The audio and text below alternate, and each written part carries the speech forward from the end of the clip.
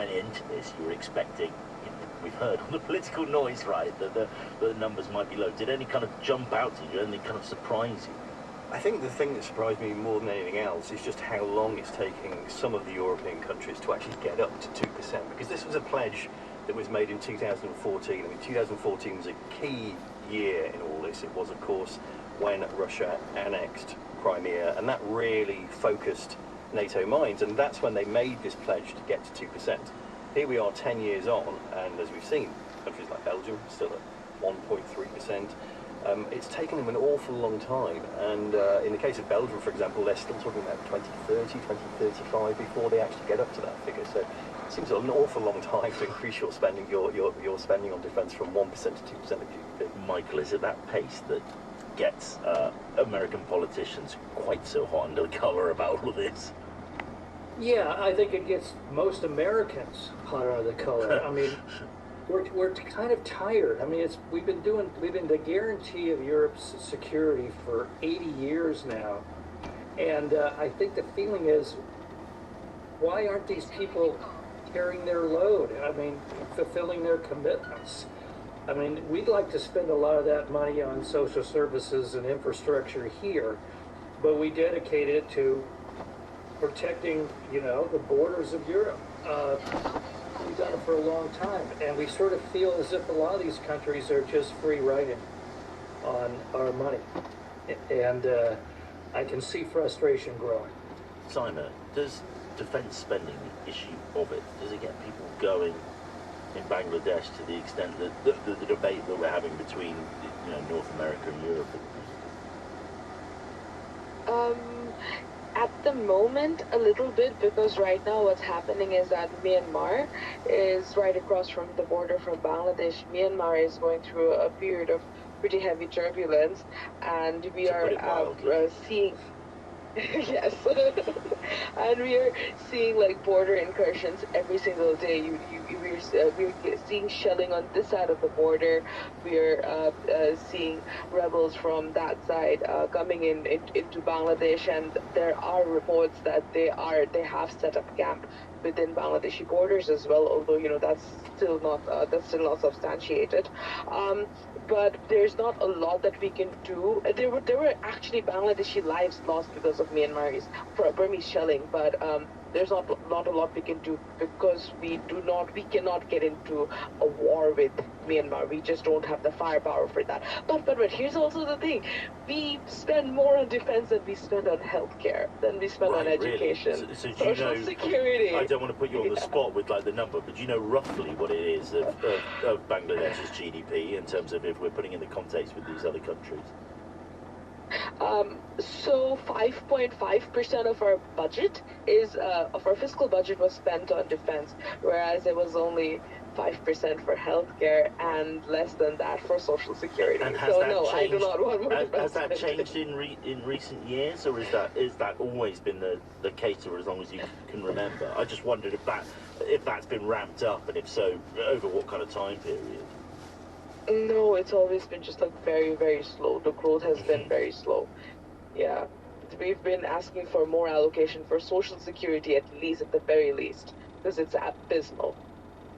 Gideon, did you get any sense in your wider piece that anybody was putting the foot down as Michael and those US politicians were, and as Michael said, US taxpayers were asking for? Were there countries who were trying to sort of slam the accelerator down? Yeah, there are. I mean, Germany is one for sure, and that obviously counts for a lot because the size of their economy. And another great example is Sweden as well. Until recently, they were spending around 1% of their GDP on defence. As soon as they realised they wanted and needed to join NATO, they started upping that, and they're actually expecting their their spending to top 2%, to be about 2.2% in 2024. And just to pick up on what Simon was saying about Bangladesh, I was looking at the figures for Bangladesh earlier. As a percentage of GDP, it works at about 1.1%. Okay, so that's pretty in line with Belgium. Absolutely, yeah. Talking about before. I mean, Michael, that sort of belated though it may be, as you say, from certainly an American's point of view, does that sort of slamming down of the accelerator, to keep stretching that analogy, does that mean anything, do you think, to the American public, to American politicians? Well, as Samuel Johnson said about hanging, it tends to focus the mind when you've got Russian divisions sitting on your border. It's nice to see they're upping the ante. I think that will be very welcome among Americans. It's good to see, and I think it's timely given the world situation. And the issue is, though, isn't it? Maybe Gideon, you pick this up first, but I'll pass this round the panel too. We have the pandemic, one of the biggest, certainly in all of our, sat here on the programme today, probably the biggest economic shock in all of our collective lifetimes. And then you wash that down with what's been an enormous kind of global cost of living crisis, inflation, again, not really like what a lot of us will have seen in our lifetimes. It's against that context that political decisions like this become very difficult, right? When the economics meets the politics, it becomes very difficult to tell people, regardless of the threats out there in the world, that actually we need to do this as well, or this on top. Yeah, absolutely. And I think this is the argument that some European countries have been making. They've just not been normal years over the last few years, particularly coronavirus and the pandemic. It just meant a massive outlay that no government was expecting to make. Set against that, the US also had to spend on the coronavirus pandemic, and they managed to keep their defence spending above 3%. Simon? Yeah, you're right. This is, honestly, I think I'm one of the younger ones on the program at the moment, and I don't believe in spending as much on defense anymore. I do think that there are bigger problems that we need to deal with, and healthcare is definitely one of them. Also going to be an interesting, it's part of the political choice in the US later on this year, isn't it? It's part of the reason for the frustrations that we've been talking about, that people are, as you say, demanding answers on other things, the government to spend money on other things. Yeah, it's always that, but I think the two candidates this year are going to play a game of anteing up on how much they want to spend on building the Navy and new technologies. I think we're going to have an even higher percentage of our GDP after this election. Really interesting conversation. Let us know what it's like and what your views are where you are in the world. world.business@bbc.co.uk is our email. I'm sure it's a topic we can return to. Be really interested to know how the debate is going wherever you are. Let's turn and round out the programme talking banking actually here, but not the kind of traditional kind, I guess, or certainly one that hopes to consider itself a challenger to the traditional kind. Challenger banks, as the term for them here in the UK, are upstarts in the market who are trying to fight centuries-old banking institutions on ground they think those institutions are unsteady on the internet. One such bank is Monzo, a favourite with younger users in the UK, thanks in part to its brightly coloured card, clever app, looks like not charging users any currency exchange fees for using their card. Can I talk to a real person 24/7? Of course. Even now? Yep. Even now? Anytime. Can you help me save for my next holiday? How about you set up a savings box in the Monzo app called Barbados, baby? Yeah, well, now they want to branch out beyond the UK, and with their most recent funding round valuing the company at around $500 million, they feel they have the firepower to make that expansion. So, can they crack America, as so many UK bands have liked to try in the past? I've been putting that to their boss, TSA. Well, actually, the list of bands that have succeeded on the is long and varied and extraordinarily successful. So, may that win be in our sales as well. But so what we did earlier was we applied for a license, and then we talked about the fact that we wanted to pull out of the bank licensing process because we wanted to focus on what we do best. And in the US, there's a well-trodden path of fintech companies partnering with existing banks to scale their businesses. And most of the successful fintech companies in the US follow that model. So we pulled out of that process. So it's not really a second brand of the market as much as a shift in the business model that we did a little while ago. So what we're focused on now is building the right product for the US. And why do we think we will succeed? Well, quite simply, to begin with, the US does not have a product like Monzo. I was going to say, give us some tangible examples. What do you mean by that? Is that the visualization that's in your app? Is that charges? What is that? So it's the whole combination of all of those features, right? It's the ability to visualize money, the ability to compartmentalize the money from different uses. It's the idea of simplifying money in a way that gives you the transparency, the visibility, the control to make the decisions. And we think that opportunity is wide open in the US. Do you think that opportunity is still there, though? Are they not catching up? I mean, fintech and the type of products you had were completely innovative when you were doing them, first of all. But even here in the UK, right, the legacy banks, if you like, are doing that, offering people some of the visualization that you did. Surely it's just a matter of time for the US ones to do that themselves. You know, at the end of it, with individual features from time to time getting copied in this factory, because it means that the features that people are copying are working. But it's the whole thing coming together. That's why the strategy of the financial control center. And the proof point over here, I know this from my words, right? The proof point over here is what our customers say about us. The review about the Monzo 19 product is 7 times more likely to use the word love in it than any other bank's product.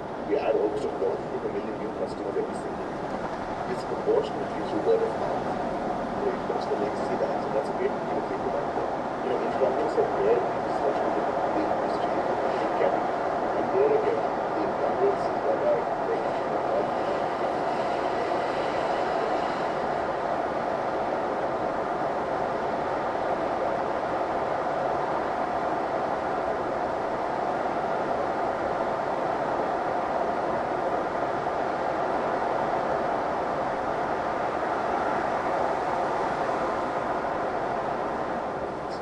Will deliver on the promise of technology.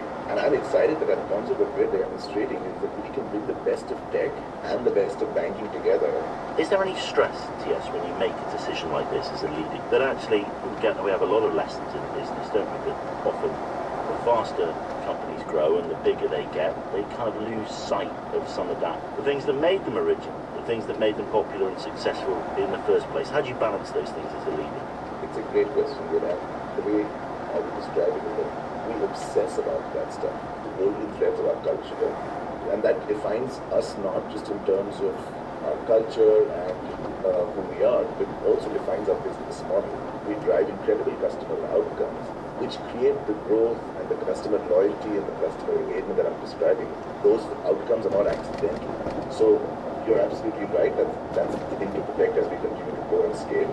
And it's exciting to me that has always defined us. And as we think about our strategy, it's not an adjacency to our strategy. It's the core of our strategy, how we intend to win. And still a bright orange card. Hot coral. Hot coral, sorry. I will.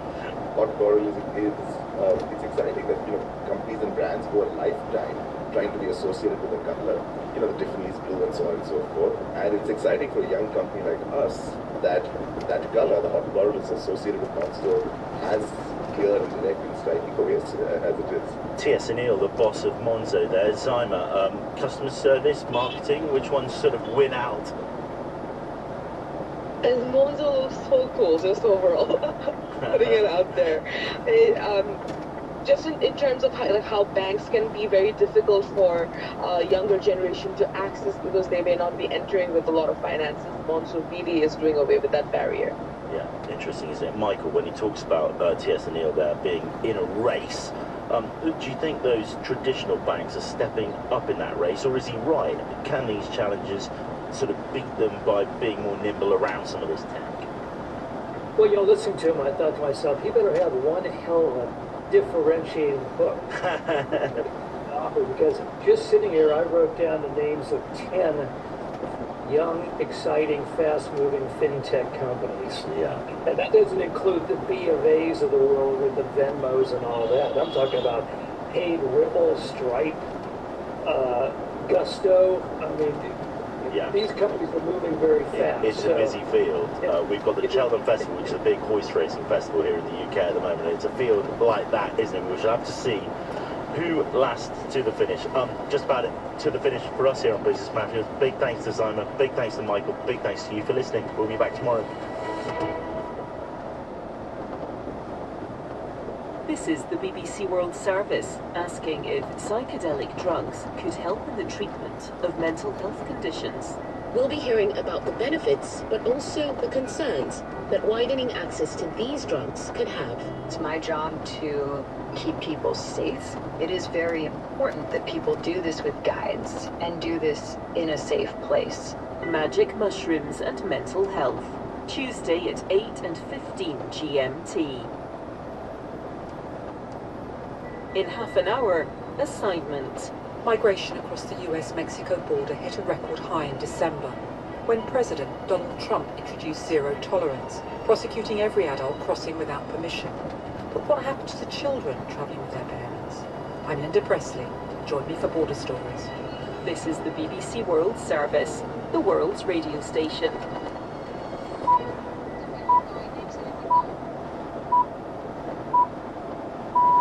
At 2 GMT, this is Chris Barrow with the newsroom. The US House of Representatives has passed a landmark bill that could see TikTok banned in America. I didn't need to be convinced. 8 years of experience, I understand why it's important. It's a national security issue. But TikTok's CEO says hundreds of thousands of jobs would be at risk. In Haiti, violence continues to rage across the country. The US wants to see a transition council within the next 24 hours. We look at how likely that is to happen. Also in the newsroom, it looks like we'll get a rematch between Joe Biden and Donald Trump in the US presidential election. We'll hear from Republican voters who don't want their candidate. I did vote for Trump. It wasn't the best decision I think I've ever made. In fact, I think it's one of my poorest decisions I've ever made. And later, cherry lips, crystal skies, I could show you incredible things. researchers discover the world's most ancient lipstick, which is more than 5,000 years old. This is the BBC World Service. First, the latest news. Hello, I'm Neil Nunes with the BBC News. The CEO of TikTok has warned that a potential ban on the platform in the United States would cost small businesses billions of dollars. Shou Zi-Chu said 300,000 US jobs would also be at risk. On Wednesday, the House of Representatives passed a bill that could force TikTok's Chinese owners to either set up or be barred in the US. Here's our business correspondent Erin Delmore. Proponents of the bill argue that TikTok is a national security threat and that the app's 170 million US users are vulnerable to data theft by the Chinese government. Keep TikTok! Keep TikTok! Protesters took to Capitol Hill on Wednesday in support of TikTok. If I had any concerns about China, I would have the same concerns about right here in America sharing and selling our data too. If President Biden signs the bill into law, it's almost certain to be challenged in the courts. The United Nations says it's begun evacuating non-essential staff from Haiti because of the volatile security situation, but it said that staff who carried out life-saving activities would remain. More from Leonardo Russia. The UN says it's setting up an air bridge from the Dominican Republic to deliver aid. The announcement comes as political leaders negotiate the formation of a transition council after the Prime Minister, Ariel Henry, announced on Monday that he was standing down. There's hope that following his resignation, the unprecedented levels of violence in Haiti will recede. Those vying for power, including the heads of powerful gangs, had demanded Mr. Henry's departure. Israel says it's an attack on a United Nations food distribution center in Rafah City. The UN Agency for Palestinian Refugees says one of its staff was killed in an apparent Israeli airstrike on the center. 4 others died and more than 20 were injured in the incident. The head of the UN agency, Philippe Lazzarini, said the strike was carried out despite the location of the center being given to Israeli forces on Monday. 1 man has died and 29 people have been rescued after a gold mine collapsed in the Australian state of Victoria. Police and union officials said 2 men were pinned by fallen rocks hundreds of meters underground in the mine at Ballarat. 1 body has since been recovered. Here's Phil Massa. The accident at the Ballarat gold mine happened about half a kilometre underground. The mine in the southern state of Victoria has suffered tunnel collapses before. Ballarat has one of Australia's most famous gold fields. In the 1850s, they attracted migrants from around the world. Miners continue to search for rich deposits of the precious metal in the region west of Melbourne. World news from the BBC. Members of Parliament in Britain have called on the government to allow immediate return of people forcibly displaced from the Chagos Islands decades ago to accommodate a joint US and British military base. In a letter, the MPs say that preventing the return of the Chagosians, exiled from the UK's last colonial outpost in Africa in the 60s and 70s, perpetuates an historic injustice. Thailand's former Prime Minister Thaksin Shinawatra has appeared in public for the first time since being released early from a prison sentence for corruption and abuse of power. He visited a temple in the capital Bangkok early on Thursday, ahead of a highly anticipated trip to the northern city of Chiang Mai, his hometown and traditional power base. Nigeria's president has ordered security forces not to pay a ransom for the release of close to 300 students and staff who were kidnapped from a school in Kaduna State last week. Earlier, relatives of those taken said gunmen had demanded hundreds of thousands of dollars for their release. Speaking to reporters in the capital Abuja, Nigeria's Information Minister Mohammed Idris Malami said that the president had issued clear instructions to security forces to secure the release of everyone who had been taken. The government is not taking any excuses. The president has directed that security agencies must, as a matter of urgency, ensure that these children and all those who have been kidnapped are brought back in safety, and also in the process to ensure that not a dime is paid for ransom. A professional footballer who's wanted by Dutch prosecutors for cocaine smuggling has been arrested in Dubai. The Dutch authorities are seeking the extradition of Quincy Promes, who's formerly played for Ajax and the Netherlands. BBC World News. This is Chris Barrow with the newsroom. With over 1 billion users worldwide, TikTok is one of the largest social media platforms. But unlike Facebook, Twitter or YouTube, it isn't based in the US. Instead, it's owned by a Chinese company called ByteDance. And its popularity has caused concerns in the West about just how much data it gathers from users and whether it could be a national security risk. Now, US lawmakers say ByteDance has links to the Chinese Communist Party, which it's denied. That didn't stop the House of Representatives from passing a bill that could force TikTok to leave the US. A Democratic Congressman, Mike Quigley, gave his reasons for backing the bill. I served on the Intel Committee 8 years.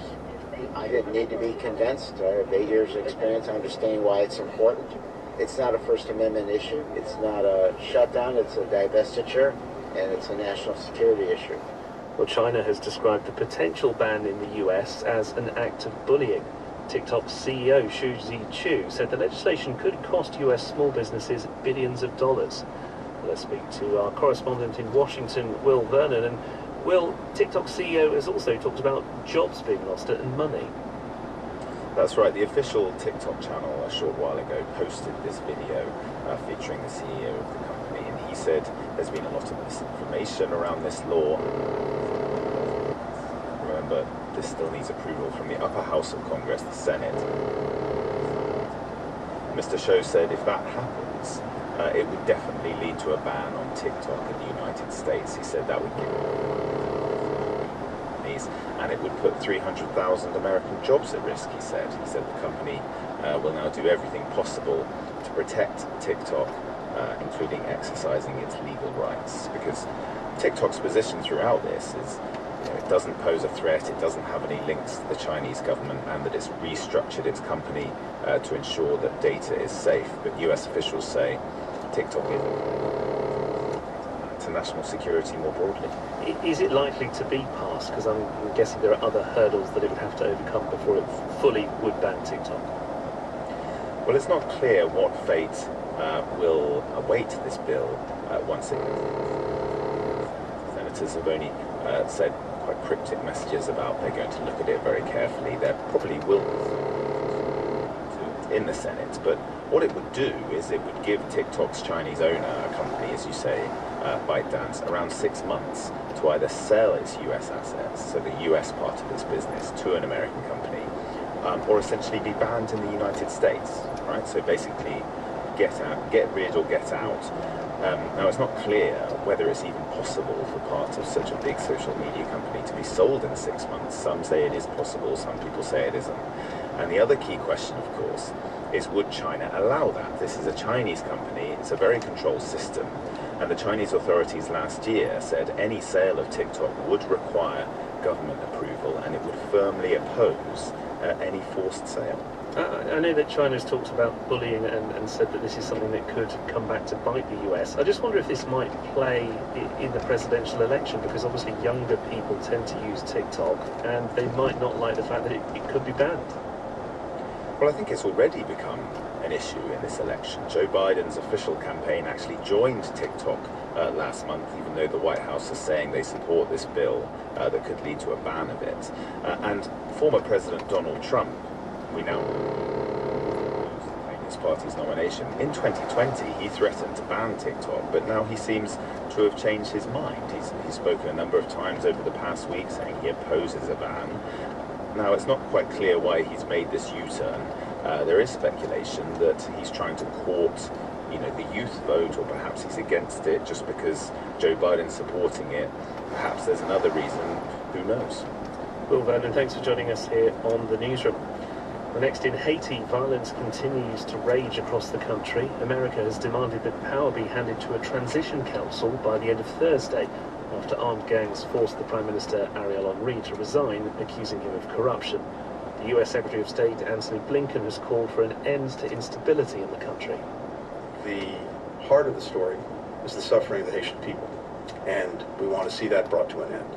It requires a more stable political system so that the country can function development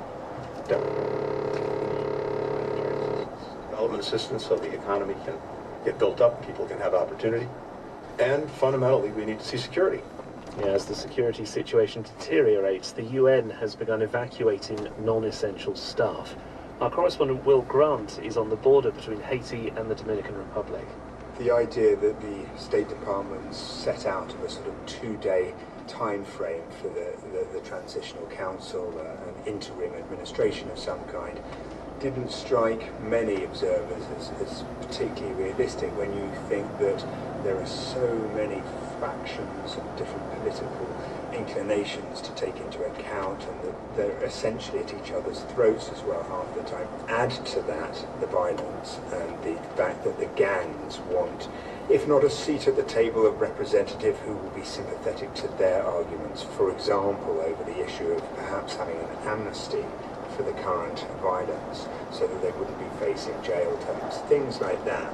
It is an extremely intractable situation, and one that I don't think gets organised very quickly. It's so interesting because presumably if the gangs have so much power and there is no amnesty on offer, then they could just say, no thanks, we currently have control. I think there's a fair chance that some version of that could be true. They're not in government, but nor is there a functioning government at this stage. It feels like what there is in Haiti, at least in the capital, is an absence of government, an absence of the state, a sort of spiral towards anarchy. So certainly if they're not happy with the sort of roadmap towards stability that's being set out, lest we forget from outside Haiti, from the State Department, from the CARICOM nations, and not from within Haiti itself, I wouldn't be at all surprised if they say, no, we're not happy with this and we're going to continue fighting. They're going to also be feeling emboldened because they have essentially removed the Prime Minister by force. What are conditions like in terms of the day-to-day for people at the moment? Because it looks like, from the images we've seen, there's a lot of chaos on the street. And I think there is. I'm in constant touch with journalists in Port-au-Prince, and people are taking everything one day at a time. They're trying to find out where things are bad and where to stay away from, and can they venture out to open a stall or go to work, or essentially make ends meet.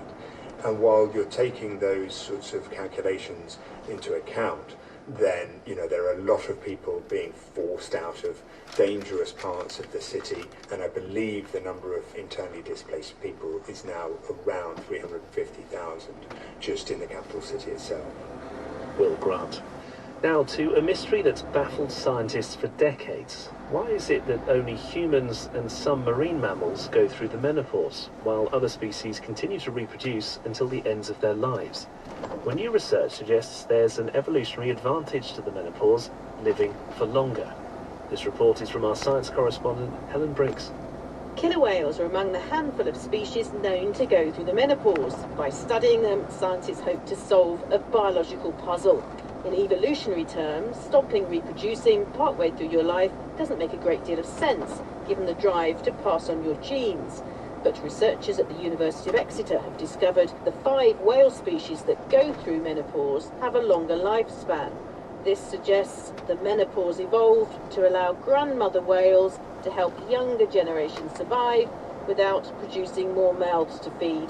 Professor Rebecca Sear, an anthropologist at the London School of Hygiene and Tropical Medicine, who's not connected with the research, says this humans. It is plausible that in humans too, the same selective pressures meant that menopause evolved in order to produce helpful grandmothers and to reduce reproductive competition between generations. The jury is still out on the evolution of human menopause, with some suggesting it's simply a consequence of living for a long time.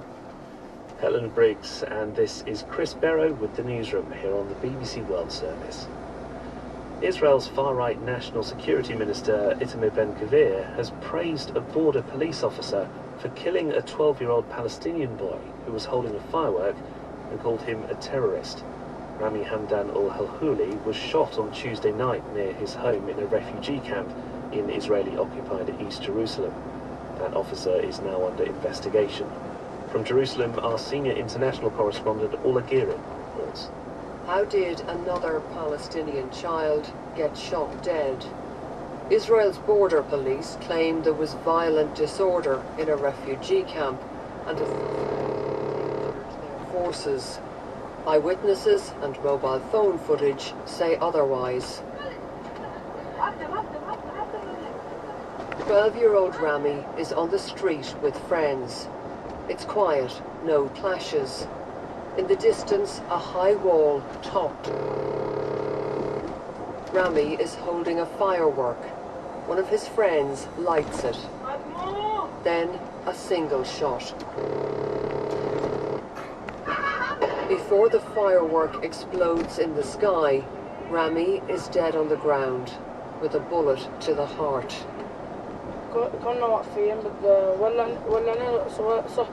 Today we met Rami's friend Fayez, who is 13 and was by his side. Were you afraid they might shoot you too? I was afraid I would be shot or killed or badly injured, he says. And if I was shot, they would take me and torture me. Israel's far-right National Security Minister, Itamar Ben-Gvir, has nothing but praise for the officer who killed Rami. The officer should be commended, not investigated. I will take steps to get him an award. You say he's a 12-year-old. I say he's a 12-year-old terrorist. A 12-year-old who endangered one of our officers. A 12-year-old who threw a firework. Rami's mother, Rawia, who saw her son lying dead in the street, told us the family is still waiting for police to release his body so they can bury him. Ola Gearin with that report. The Israeli offensive in Gaza began 5 months ago in retaliation for the attacks by Hamas in southern Israel on October the 7th. Hundreds of Israelis were either killed or taken hostage. Well, more than 100 hostages have been released by Hamas so far. One of them was a 19-year-old Israeli man who was abducted with his sister and a friend at a music festival. It's the first time that Itay Regev has spoken to the British media. He told Lucy Manning about that attack.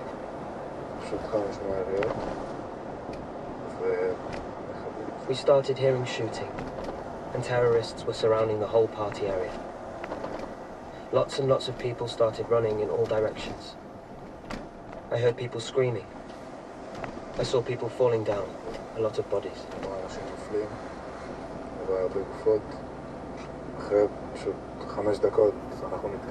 And a few minutes later, we were confronted by a van full of terrorists, shooting indiscriminately at the vehicle, with no mercy. I was shot in the leg. My sister was also shot in her leg. And the terrorists got out of the van. They pulled me out of our vehicle. They tied my hands and started driving us into Gaza. We entered Gaza, and the terrorists started shouting and screaming and celebrating. It was as if it was a big party. I mean, it's absolutely terrible what happened to you. What happened when you got to Gaza?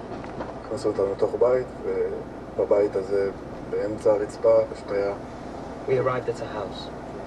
They took us inside, and in the middle of that house there was a shaft. They made us go down into it. They threatened me with my life. They are going to kill me. They are going to behead me. I still had a bullet in my leg, and it needed to be taken out. They took me to a hospital. They hid. There was one doctor there. He was very, very anxious. And 7 Hamas people. They brought in forceps.